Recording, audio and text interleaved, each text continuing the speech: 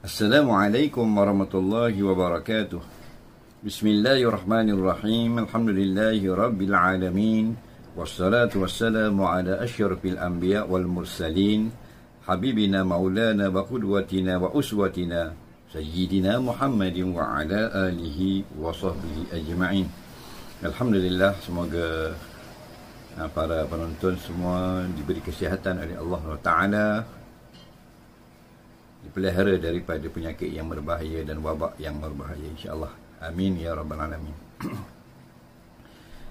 Kali ini kita menjawab persoalan-persoalan yang diajukan di dalam email yang begitu banyak. InsyaAllah kita akan jawab secara ringkas satu persatu. Soalan yang pertama, Assalamualaikum, apakah arti ustaz yang sebenarnya? Adakah seorang ustaz mesti pandai cakap Arab? Apa pula arti syekh yang selalu disebut ketika menyebut nama ulama? Ustaz pandai tak cakap Arab?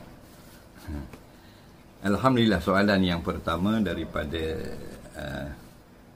email yang kita buka. Apakah arti ustaz yang sebenarnya? Kemudian apa arti syekh? Selalu kita dengar ustaz, kadang-kadang kita dengar syekh. Adakah seorang ustaz itu mesti pandai cakap Arab? Dan soalan terakhir, ustaz pandai tak cakap Arab? Itu soalan cepu mas. Baiklah, perkataan ustaz yang selalu kita dengar dan sinonim lah dengan masyarakat Islam di negara kita. Kata setengah ulama-ulama, ini pakar bahasa, perkataan ustaz ini daripada perkataan ajam. Maksudnya bukan daripada lurah Arab, bukan daripada lurah bahasa Arab. Di dalam Qamus Al-Mu'jam Al-Wasit disebut di situ ustaz ialah al-muallim. Ustaz artinya orang yang menyampaikan ilmu atau yang mengajar ilmu. Jadi sebenarnya perkataan ustaz ini ada maksud yang khusus, ada maksud yang umum.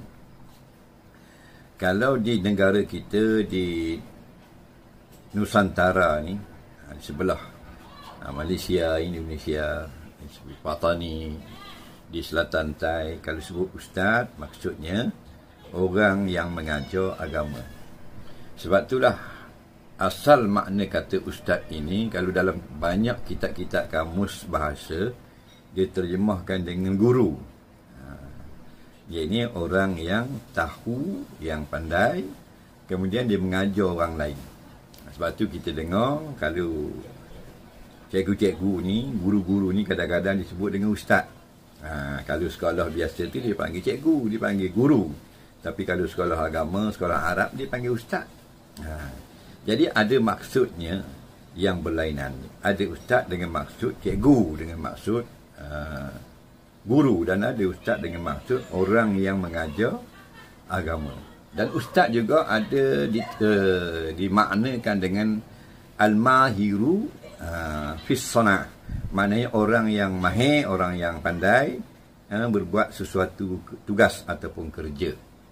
Kemudian dia yu'allimuha ghairah, dia mengajar apa yang dia pandai itu, apa yang dia tahu akan orang lain. Sebab tu di tempat kita, kalau yang mari mengajar di masjid di surau, orang panggil ustaz. Ustaz mana mengajar semalam? Ustaz tu dah kahwin, ustaz tu dah dapat cahaya mata. Itulah lebih kurang. Tapi kalau setengah-setengah tempat, ada ustaz itu dengan maksud lain, dengan makna yang lain. Contohnya kalau di Mesir dan negeri-negeri yang seumpamanya, kita rajin pernah dengar kata ustaz doktor. Ustaz doktor maksudnya ialah dirujuk kepada orang yang mempunyai PhD, doktor ataupun profesor. Jadi kalau di satu tempat yang menggunakan lafaz atau perkataan ustaz itu ialah orang yang tertentu, maka orang yang tidak ada kemahiran seperti itu tidaklah menggunakan panggilan ustaz. Jadi kalau di tempat kita tidak ada syarat yang tertentu, mesti grade ni ataupun kelayakan tinggi ni baru dapat panggil ustaz. Jadi umumlah di tempat negara kita nak panggil ustaz bagi orang yang mengajar agama, walaupun dia mengajar yang rendah-rendah, atau dia tazkirah, atau dia ceramah saja, atau dia tausiah saja, tak ada masalah kita nak panggil ustaz. Kenapa? Kerana negeri orang masyarakat kita ni dia lebih suka memuliakan orang. Orang tu dia bercakap tentang agama, dia tak mengajar di masjid, kita panggil ustaz. Orang yang selalu menasihat orang, walaupun dia bukan seorang guru agama, kita panggil ustaz. Kenapa? Li ta'zim, kerana memuliakan. Itu ada satu tabiat yang baik lah. Jadi adakah diwajibkan seorang ustaz itu pandai cakap Arab? Yang sebenarnya tengok keadaan tempat lah. Kalau dia mengajar orang Arab, yang mendengarnya itu berbahasa Arab, jadi ustaz itu mestilah disyaratkan pandai bercakap Arab. Kalau dia mengajar di negeri yang orang-orangnya tidak menggunakan bahasa Arab, maka ustaz itu tidak disyaratkan pandai berbahasa Arab. Kerana dia macam Rasul lah, dia menyampaikan risalah kepada kaumnya dengan bahasa yang dipahami oleh kaumnya. Quran itu turun kepada orang Arab, Nabi yang berbahasa Arab. Inna anzalnahu Qur'anan Arabiyyah. Kami turunkan Quran itu dalam bahasa Arab. Tapi turun kepada Nabi Musa, dengan turun kepada Nabi Daud, kemudian kepada Nabi Isa alaihi salam, maka tidak dengan bahasa Arab, dengan bahasa yang dipahami oleh kaum. Jadi kalau seorang ustaz dia mengajar pada orang-orang yang faham bahasa Arab saja, maka dia mestilah tahu dan pandai bercakap Arab. Kalau seorang ustaz itu dia mengajar orang-orang yang menggunakan bahasa yang lain, contohnya bahasa Melayu, kalau dia bercakap Arab, orang tak faham lah, maka tidak disyaratkan ustaz itu pandai cakap Arab. Syekh pula ada dua makna. Kalau dari segi lugah, orang yang umur 40 ke atas lah. Syekh maknanya man balagha arba'in fi sini, orang yang sampai 40 pada usianya.